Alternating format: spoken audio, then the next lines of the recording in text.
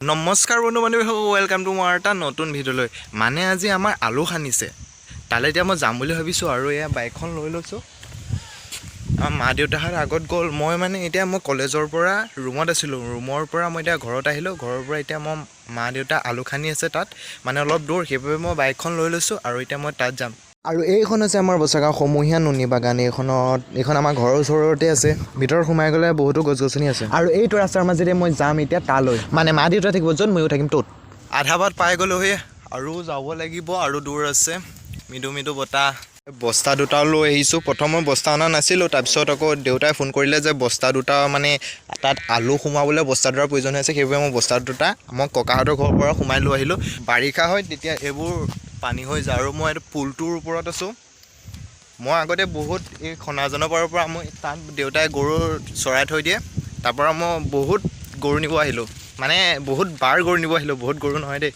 আৰু আহি মই আমাৰ ঘৰৰ ওচৰৰে ববহঁতকো লগ পাই গ'লোঁ। ববহঁতি পথাৰৰ পৰা আহিছে। ববহঁতেও আজি আলু খান্দি উলিয়াইছিলে। এইটো আমাৰ ববৌ ল'ৰাটোৱে আলুখিনি কঢ়িয়াই আছে, বাইকত অনা নিয়া কৰি আছে। মানে যিখিনি আলু খান্দি থোৱা আছিলে সেইখিনি বাইকত অনা নিয়া ঘৰলৈ কঢ়িয়াই আছে। আৰু সৌ ভাইটিটোৱে ঘৰলৈ গৰু নিছে। বোপায়েও পিছলি পৰি ইমান জল্দি নকৰিবি। ইয়াৰ নিচিনাকৈ ময়ো ঘৰলৈ কিমান গৰু নিলোঁ হিচাপ নাই। আমাৰ ঘৰতো গৰু আছিল যে সেইবাবে। আৰু মই বাইকখন এইকণতে থৈ মই যাওঁ এতিয়া মাৰ ওচৰলৈ। মানে ফাইনেলি মই মাহঁতৰ ওচৰত পাই গ'লোহি। বাহিৰতে আছোঁ, ভিতৰলৈ যাম বাৰু। জিঅ'খনৰ ভিতৰতে আমাৰ মা দেউতাই আলু খান্দি আছে। সৌবোৰ প্ৰায় কিছুমান আলু খান্দি ত্ৰিপাৰখনত উলিয়াই থৈ দিছে। এই মানুহ বহুত আছে দেখোন। মই ভাবিছিলোঁ অকল পথাৰত আমাৰ মা দেউতাই আছে, ইয়াত মই গম পোৱা নাছিলোঁ যে মানুহ ইমানখিনি হ'ব বুলি। আৰু একো নাই, ঠিকে আছে। আমাক যে অলপ সহায় কৰি দিছে। এইডালে আলুখিনি মানে খান্দি দিছে, মানে তেতিয়া আমি ভিতৰত সোমাই থকা আলুখিনি তেতিয়া বাহিৰলৈ ওলাই আহিব। তেতিয়া আমাৰ মাহঁতে হাতে মোহাৰি আলুখিনি ভাল, মানে বোকাখিনি উলিয়াই পিনি ভাল আলুখিনি বস্তাত ভৰাব পৰাকৈ এইখিনি ববাহঁতি মানে এইটো অলপ সুবিধা কৰি দিছে। আৰু শিপাবোৰ দীঘল প্ৰতিডাল শিপাতে এটা দুটা আলু লাগি থাকে। শিপাবোৰৰ পৰা বৌৱে ধুনীয়াকৈ আলুখিনি এটা এটাকৈ চুৰিয়াটোত থৈ দিছে। তাতে আকৌ আমাৰ মাইক কিবা কথা এটাত ইমান ফূৰ্তি পালে নাজানো, ইমান হাঁহিছে।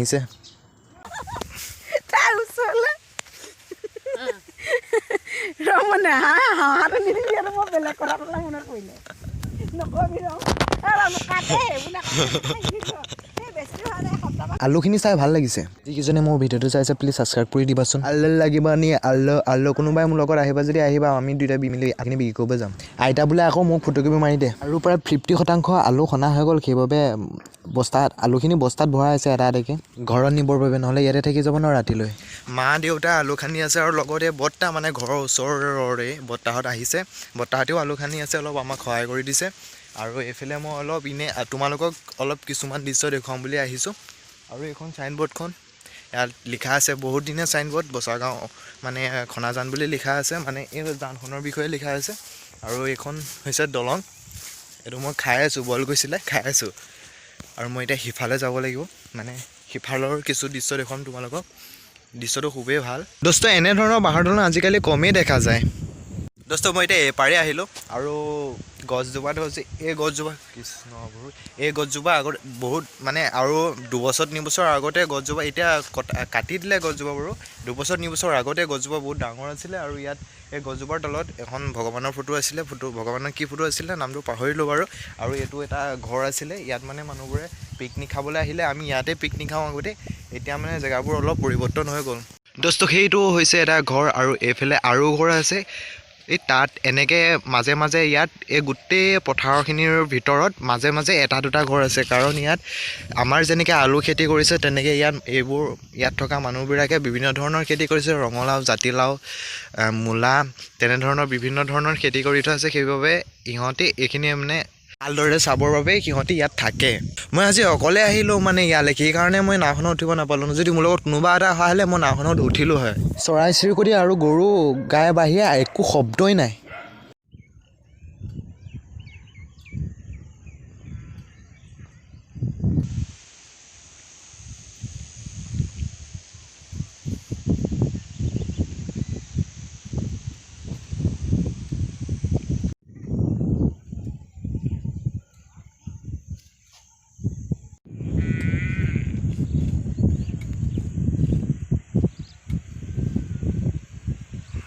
এটা এটাকৈ প্ৰায় সকলোবোৰ আলু বস্তাত সোমোৱা হৈ গ'ল। এতিয়া ঘৰলৈ আলুখিনি নিয়াৰ ব্যৱস্থা কৰি আছে। চাইকেলতে নিব লাগিব, ইয়াৰ ৰাস্তাবোৰ বহুত বেয়া। আমাৰ গাঁৱৰ ৰাস্তাবোৰ এনেকুৱাই হয়। বেলিও মাৰ যাওঁ হৈছে, সন্ধিয়া হ'বগৈ আৰু বেছি টাইম নাই।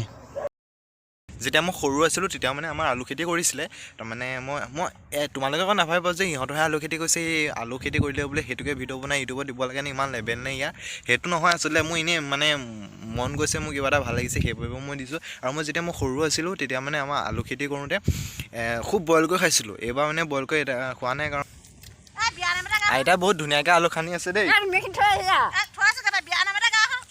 আইতাই মজাকৈ আলু খানিছে হা বিয়া নাম এটা গাই দিওঁ একদম ধুনীয়াকৈ গাই দিয়ক জাৰ লাগিছে বোলো ঠাণ্ডা লাগিছে আৰু এইফালে বতাহ মানে এইবিলাক ৰ'দটো সোমাই গৈছে যে লাহে লাহে ৰ'দটো পৰি মানে মাৰ গৈছে গান এটা এতিয়া আকৌ এটা গাব অঁ বিহু নাম গাই দিয়ক চিনালো নহলি তিয়াও নহলি কেঁচানো খালো ভোকতা দি নান পানী ঐ মাৰে আছে ধান পানী ঐ তই দিছ কৰিল ঠাণ্ডা দিছে হ'ব এতিয়া আপুনি কামটো কৰি লওক নহ'লে মই এনেই আমনি দি থকাহে হ'ব মূলা অকণমানো লাগি আছে মূলা কেইটামানো লাগি আছে আৰু এইফালে ৰঙালাও হৈ আছে দেখাই নাই দেখোন নাই লগাই বোলা চেপা মাছ আছে নি চাওঁ কুচিয়া চুচিয়া লাগি থাকিবও পাৰে এই নাই একো লগাই নাই মোৰ কাৰণে মায়ে মিঠৈ এটাও থৈ দিছে আলু নিচিনা নহয় দেই আলু নহয় কিন্তু মিঠৈহে বৰসভা কালি বৰসভা আছিলে সেইকাৰণে মোৰ কাৰণে মিঠৈটো মায়ে থৈ দিছে লাভ ইউ মা